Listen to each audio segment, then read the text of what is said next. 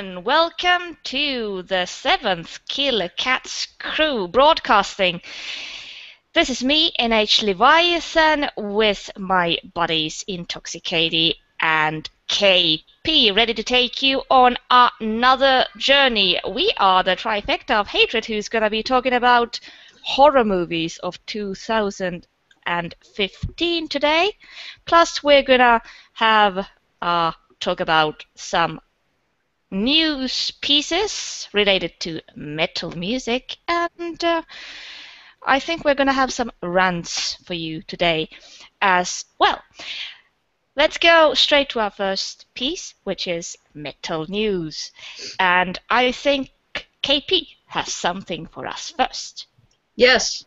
We have, in the States, we have this crazy woman named Kim Davis who doesn't want to issue gay marriage licenses, and so she went to jail for a week, and she's become this lightning rod of sorts. There's people that love her and people that hate her and whatever. Doesn't matter what your political affiliation is. Not that we should talk about politics on here, but I thought the funny thing is that the lead singer of Amon Amarth, Johan, slammed her. And that made me very happy. And he basically said that she should go live in a cave somewhere. And if she can't do her job, that's too bad. And the thing that annoys me about her is that they're likening her to the civil rights movement. And no, it's just somebody that doesn't want to do their job. And that's annoying. If you can't do your job, even though she was elected to her position, you still have to do your job, and that's my thing on it. I lean towards the gay. Let people get married if they want to get married. I don't care. I don't want to get married, but if everyone else wants to get married, go for it. You know, whatever. But yeah, I thought it was great that he stepped up and said that go live in a fucking cave, you dumb bitch, basically. And I agree with him. I agree. So. I definitely agree with that. I loved when George Takei posted that picture on Facebook where he is in Star Trek as Zulu kissing a woman, and then you got this text on it saying that doesn't like women, does his job anyway. That's right. That's the thing. You were hired to do a job, one job, do it, or get the fuck out. And what I also hated was when this Mrs. Davis decided to come out from prison as a winner. Yeah. As in, what the fuck is this? You're just an idiot who couldn't do things properly and does not obey the law. So, as far as I'm concerned, she should be removed from her position and go work at McDonald's or something. Just fuck off. The other thing I thought was funny about that whole thing, too, was she came out to the song Eye of the Tiger, and they're now trying to sue her and those people for using that song because they didn't get permission. Even though that song is how old? Came out in, what, 1980 or something like that, you know, for the Rocky movie. And, yeah, they're trying to get some rights out of it, and they should, because she shouldn't have used it. And, you know, you got to learn your rights, the music rights to stuff, and I hope they win. They won't, I'm sure. They won't get anything out of it, but at least they made their stand, too, you know. So yeah, definitely. Yeah. Music rights and also the rights of photographers is something that always gets, well, just ignored when it comes to such things. People think that this is like public domain because it's a known song. Well, it isn't. Everybody has a right for the work that they've done, and in this case, I think that in the US, it's 70 years after the death of the one who composed the song that the rights become public domain, but this varies from country to country, and one should always pay very close attention to these things and ask for permission. I remember when this same kind of a thing happened with the Bruce Springsteen song used Mhm. for a campaign. So I do hope that the Survivor gets the bit out of this because Yeah. it was way out of context. So fuck you, Kim Davis. Yes. Learn what's Yes, right and what's wrong. What about you? You got any thoughts, Katie? I I really just wanted to punch her in the face through the TV as soon as I saw the first footage of her not giving the marriage license. But on the Eye of the Tiger's used so many times for absolutely ridiculous things. I like the fact that they waited to step up this until it was used by somebody as horrible as this person is. So I'm glad that they stepped up and was like, don't use our song for your bigoted ideas, you piece of shit. Yes. Which is my thoughts on that. Which, speaking of copyright, that's a good segue. that's what I was thinking. I was like, I'm just going to stay quiet until you get to this. I refuse to even say the name of the other band that's from Iowa about this whole Carpathian Forest thing. They've changed their story 8 times. Have you guys noticed that? I'm sure. Oh, yeah. Yeah. The first thing they said was something like, oh, we didn't realize it was that when we made the logo. And then it was like, oh, it was our artists. Our artists ripped them off. But it's not the same. Dude, you even have the barbed wire around it. Fuck. So for people who don't know what I'm talking about right now, is there's a band from Des Moines, Iowa, who has Carpathian Forest's logo with the Chaos Star and the sea in the middle of their horrible band name logo, and it's not going too well. What are you guys' thoughts on that? I know I've been posting about it, and obviously Patricia has, and everybody, and Well, the latest I heard is that they have talked it out with the guys from Carpathian Forest and are now redesigning their logo themselves and have trounced this artist publicly. So I don't know.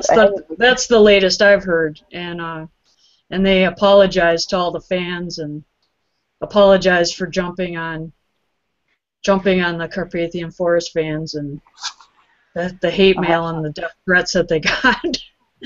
But that's what happens. Black metal, it's going to happen. I mean, I'll have to check it. I know they took their apology down after a while, so I wasn't sure if it was still up by now. I probably There's a new one up. Oh. So it was pretty lengthy. So yeah. Using the phone to go check on everything. Oh, okay. Alright, well, I retract my last statement of being an asshole, but it was still stupid, and that was my middle news, because fuck those guys, and fuck Iowa. I hate Iowa. Tell me about it, I live right above mistakes. I mean, these guys, this is if we continue just like Katie said, if we continue from the topic of respecting the musicians, the people who make songs, photographers, the people who take pictures, and we should also respect the trademarks and logos as they are. That this is just one package.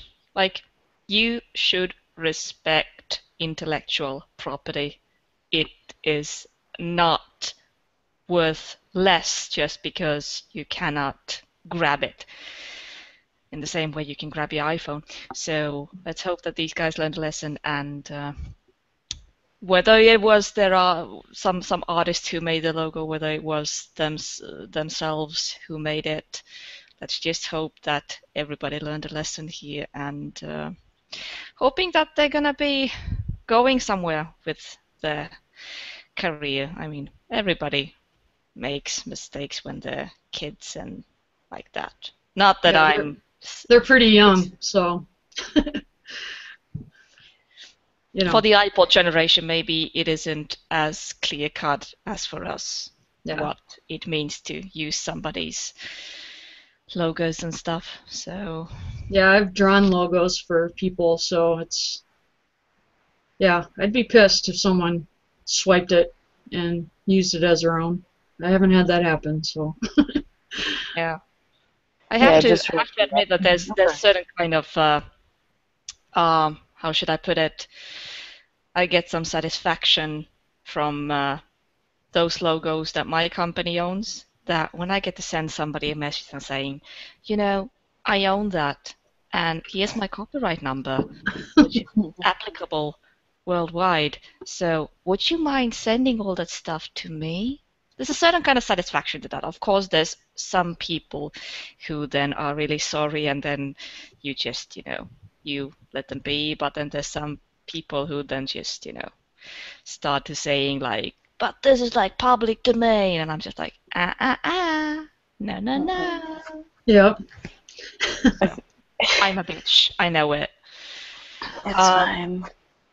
Yeah, it's cool being a bitch. And on the topic of logos, I mean, my company owns that logo back there, and Shining has just done the last gig of the first leg of their tour, and it was a complete success. We've never seen so many people attending the gigs in France. This was, I believe, 8 gigs all over France, and most of them were fully booked, and it shows in the pictures. And now that this leg of the tour has ended, the next they're going to be doing is they're going to be playing 2 gigs in Sweden. One of those gigs is very near Denmark, so if you are in Denmark, go to the Malmö gig, because that's as close as Shining is going to come to you this year. After that, they're going to be taking over Belgium, Holland, and Germany, and traveling to Russia and Spain during the last months of this year. So catch them on tour while you can. They also were trying to sell some more exclusive items as their merchandise on this tour. Apparently, the hole from the bass drum with autographs has, however, it did not sell. So if it's still on sale in Sweden, so go and take a look at the merch desk. You can get your hands on the hole from the bass drum, which I found quite amusing. That was my piece of news for this week. Katie, I heard you were checking out some pics, or not pics, movies this night. I hope you were preparing for our next chapter, which is our main chapter today, which is horror movies of 2015. How has it been so far, and what is to be expected? Katie, did you catch something nice during the last few hours? Yeah, so I was panicking because I haven't really watched any newer movies, so I jumped on Netflix and picked something that looked interesting, and I found Area 51, which is interesting because it was definitely one of those like found footage type movies, and it had a lot of really bad reviews. So I was like, all right, cool, I'll watch this one, because I always go for the bad reviews, because generally I end up liking it. Nothing like really creepy happened until like the end, but it just had that like overall like, what's gonna happen? Fuck, run faster, type thing to it. So I enjoyed it very much. I know, what is it? Green Inferno's coming out soon. I can't remember if one of you said you were gonna mention that or not. I'm sorry. Let's see. Were either of you going to talk about The Woman in Black too? I was not. No? Okay, good, because it was really bad. I watched like the last half of it the other day, and it was just like, it was just really bad. That's really sad because I love the first one. Yeah, the first one was really good. I found myself frequently just being like, Harry, use your wand. What are you doing? just use your wand. It'll be fine. But no, the first one I did enjoy very much, and I was very upset that the second one was just. It was See, like. they just shouldn't make sequels. Stop Well, making sequels. Then we wouldn't have Insidious 2, and I liked Insidious 2. Yeah, that's true. I know, but just leave cliffhangers. Let your imagination run wild. People don't know how to do that anymore. Yeah, You I know? don't think that sequels are rarely good. I mean, some things are an exception, but Woman in Black was not. I liked Insidious 2 as well. That was a good sequel, but the third one, yeah, they should have stopped there. But Woman in Black 2 was it was a disappointment. I agree. As far as other sequels go and horror movies of 2015 go, there's a certain theme connecting my two of my first 2015 movies.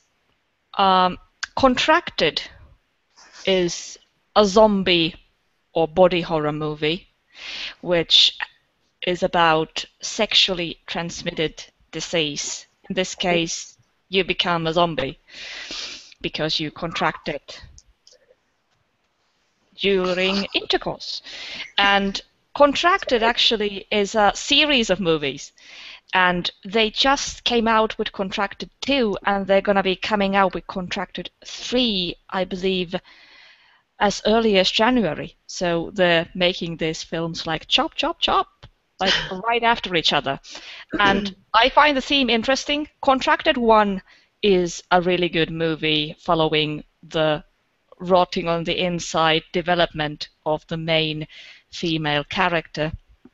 It's pretty gruesome, but it's also pretty new in that way.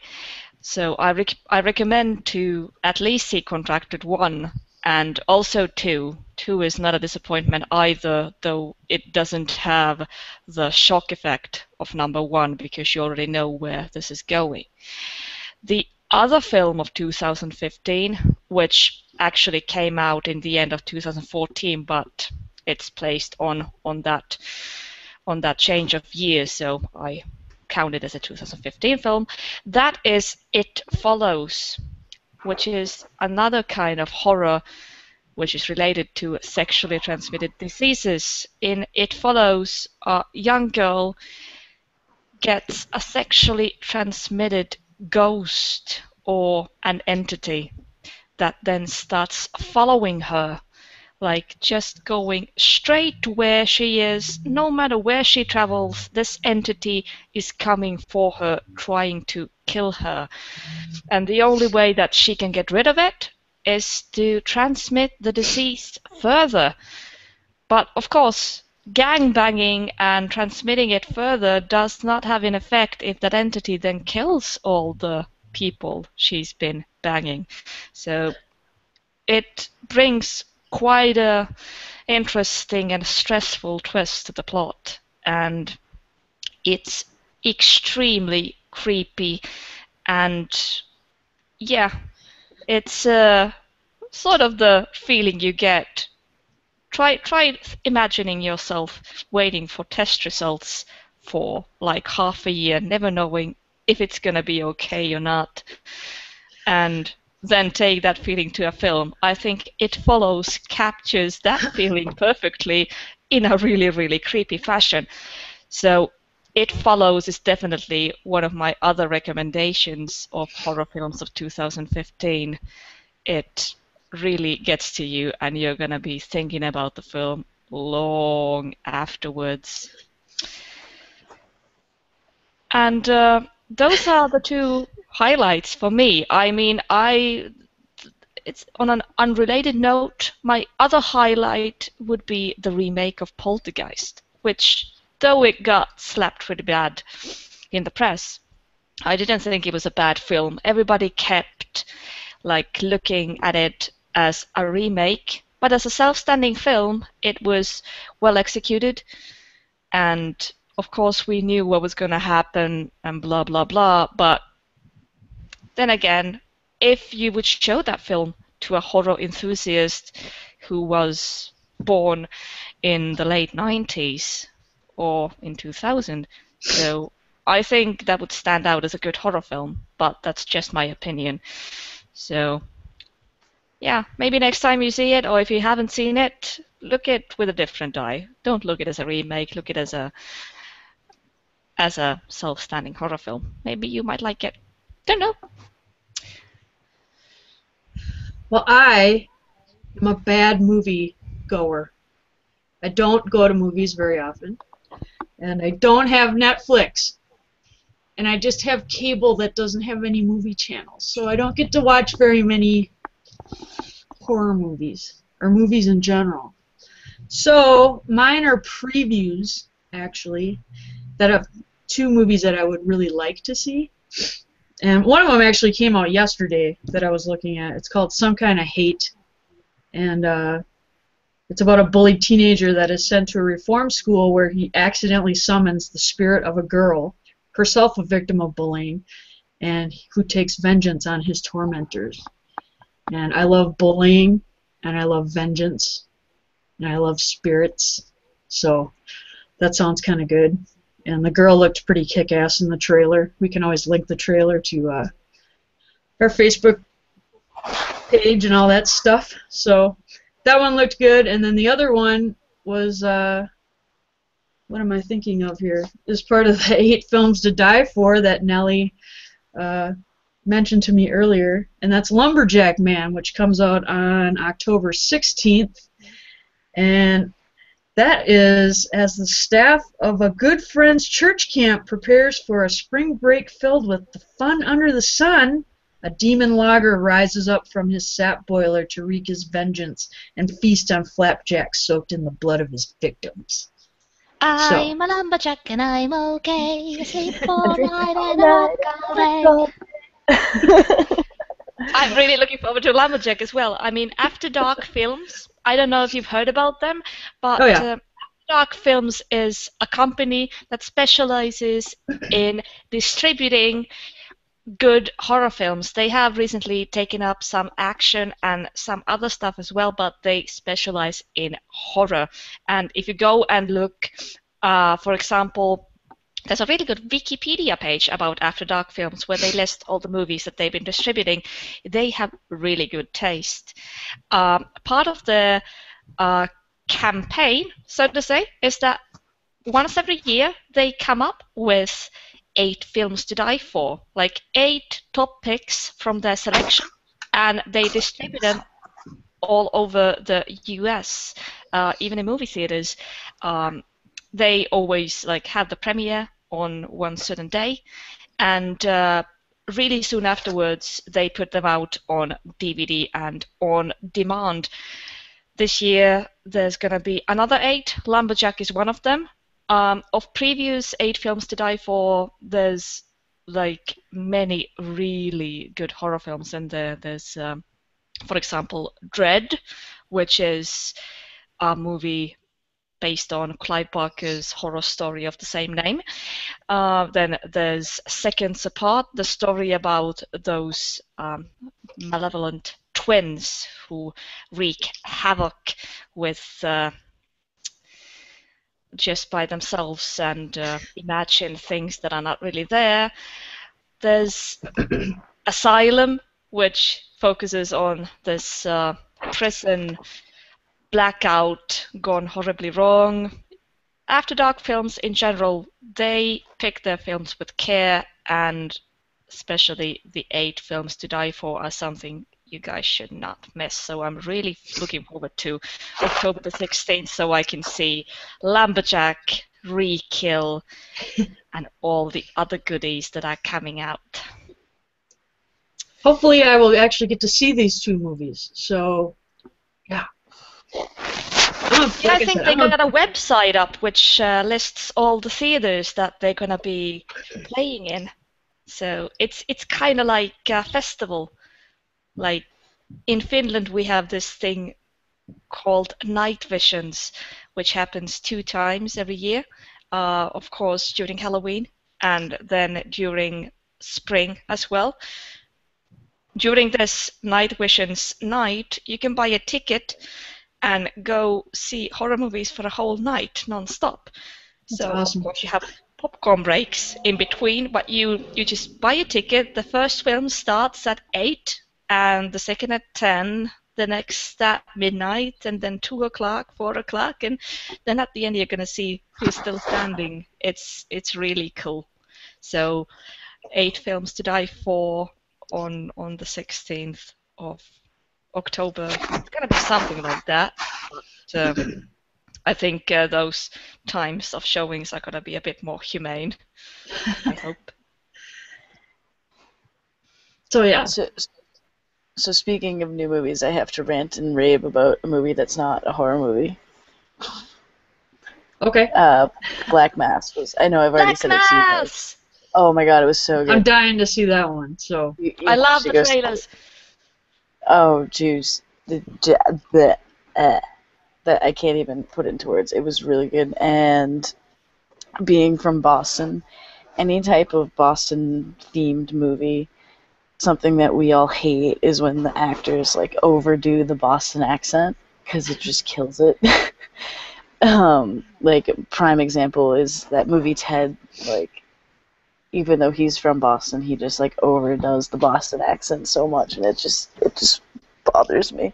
But luckily, this movie they managed to do it where the only person that was actually believable was obviously Johnny Depp. He actually sounded exactly like Jamie, which was really weird.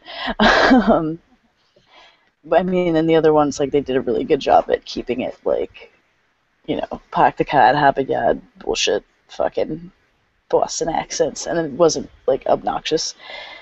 But yeah, I definitely recommend going to see that as soon as possible. I'm probably gonna go see it again next weekend because I loved it. But yeah, they that was my rant. played a clip on the radio of him basically doing the mind fuck with somebody, and it was creepy. Just hearing that one little clip on the radio, and I was like, oh my god. It like made my hair stand on end, like on my arms. I'm driving home in my car. I'm like, I need to see this. It made my hair stand on end. My favorite quote of the movie is, and I'm not going to say anything other than the quote, but he just stands there, he's just like, oh, don't say that, darling, you're breaking my fucking heart. And then just what happens after was just fantastic, and like my freaking skin crawled. I was like, oh my god, I love you. Like, Whitey Bulger, you're the man. I mean, you're a horrible person. I mean, I'm from Boston, I'm not supposed to like you. Shit. Anyways, continue. Yeah, they kept saying on the radio, these guys aren't heroes. They're the bad guys. You're supposed to take that message away that they're the bad guys. Don't glamorize them, you know. And we're like, yeah, whatever. So I was thinking the same thing. I'm like, no, we love that shit, you know. Whatever. Okay, honestly, who doesn't love a bad guy? That's so wrong said. I mean, when you say it, it's kind of like even more interesting. That's just, you know. Well, anyway, I'm really looking forward to seeing Black Mass. I've been right now talking about like non-horror related things. I've been really hooked on Narcos, and I'm trying not to binge watch it all at the same time, so that I can have something left and something to see afterwards. I think the execution of the series is really good, especially the fact that they don't suddenly all talk English, that they actually talk their native language, even though it's an American series. And I don't know if you guys have seen it already. Even if you don't have Netflix, I don't get all my movies from Netflix. I get them through, yeah, you know, the internet. Yeah. So I'll have to look into that. Please don't. I think I've only gotten into like episode 1 or 2 because I love that the episodes they seem to be very long.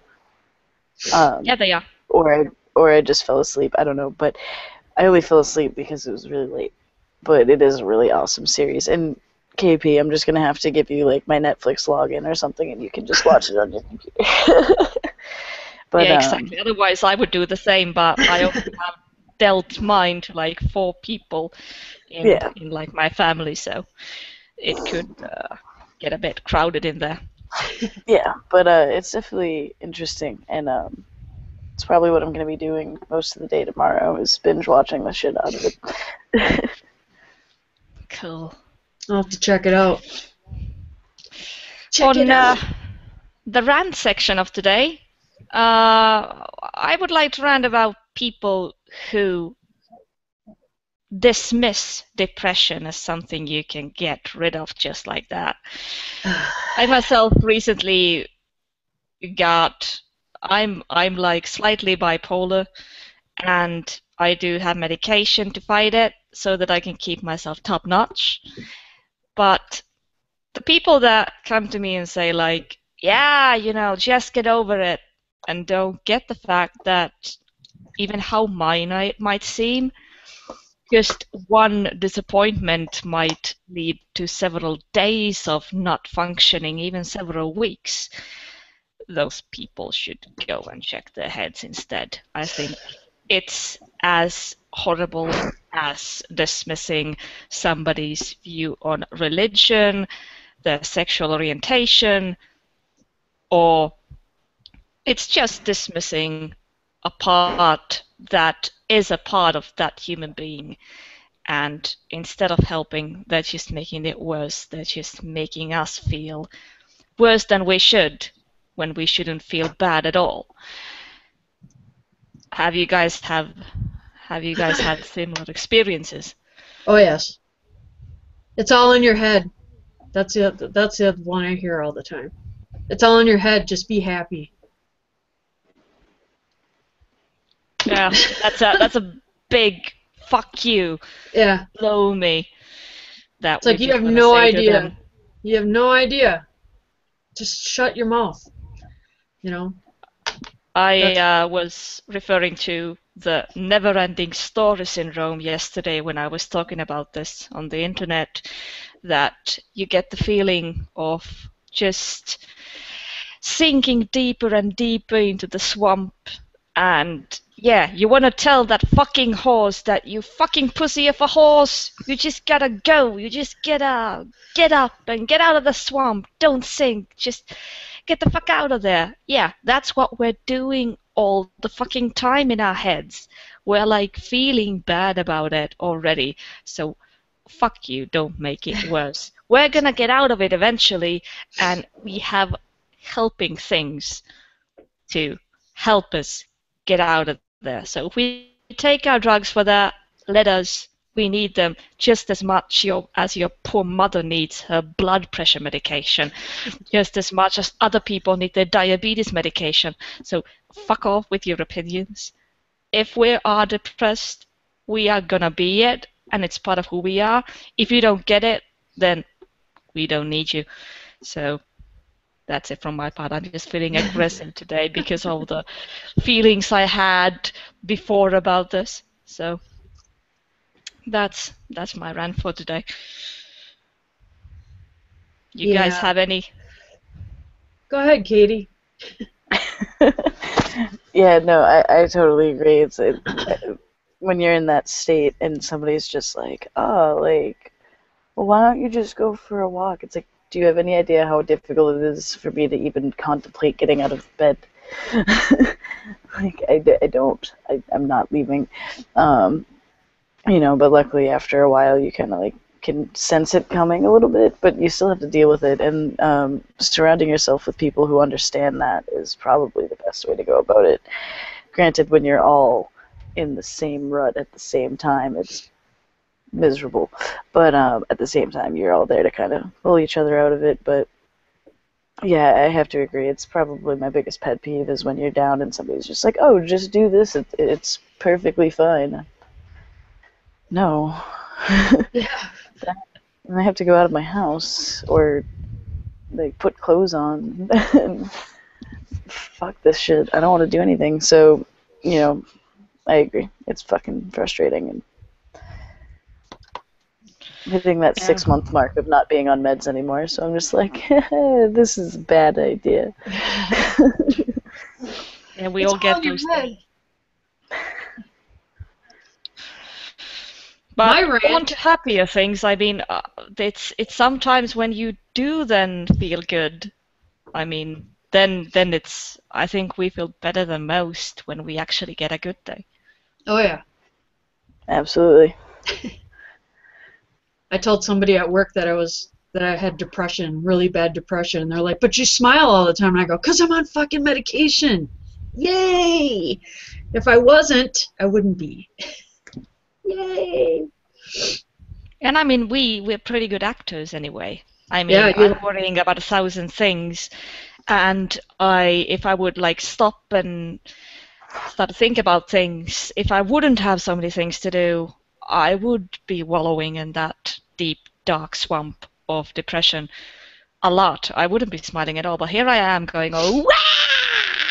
Because I can, because I'm trained to do that, because that's like, yeah, sometimes people actually look at me on the street, because when I start like walking, I smile a bit, like this arrogant smile, and they look at me like, what the fuck she's smiling about? But then again, in Scandinavia, nobody smiles. Well, some people smile, but they usually, if you smile, you're gonna get looked at like, is that like all right in the head? What?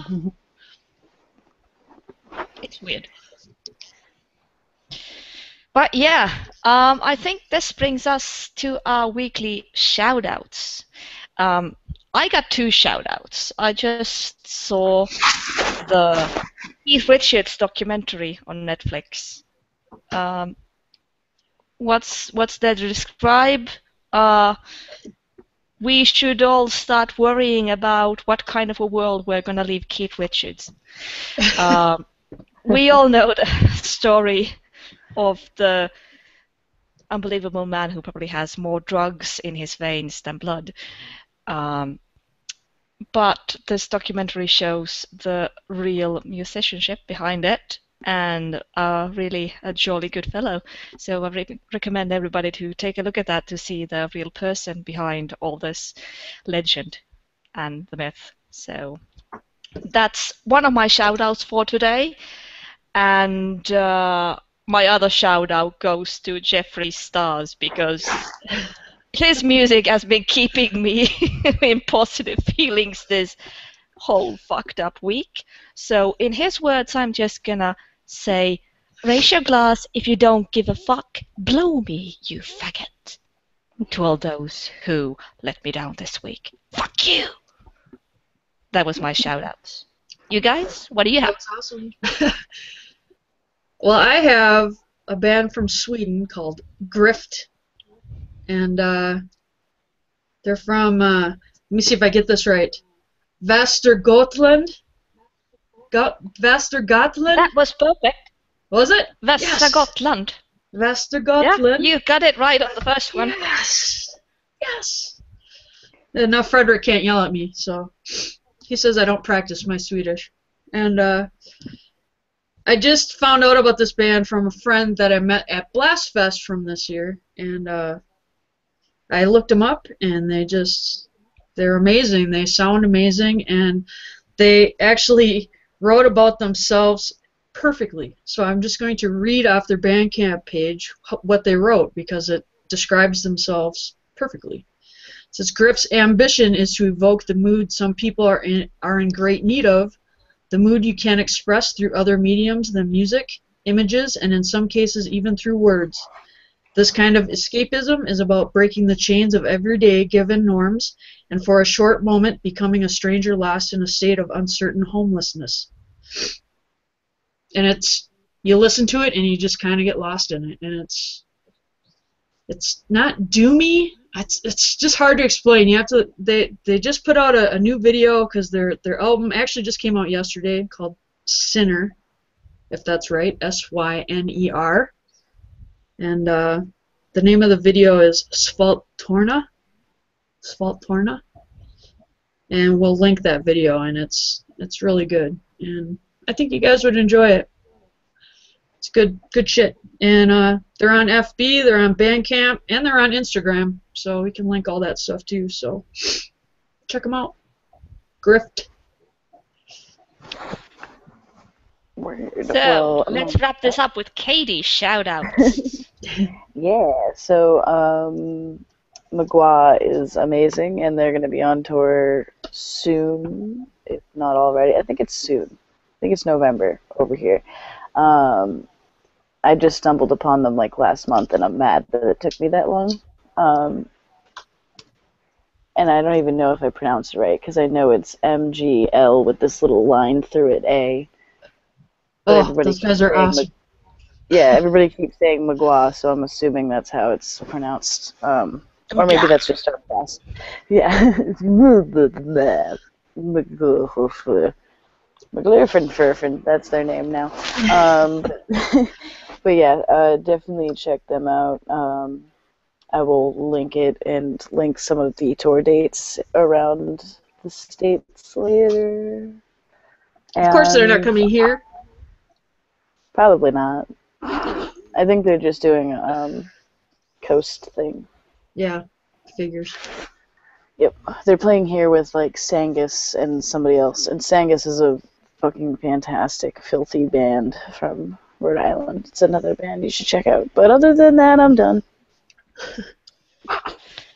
I guess that wraps up this broadcast of Killer Cats Crew for this week.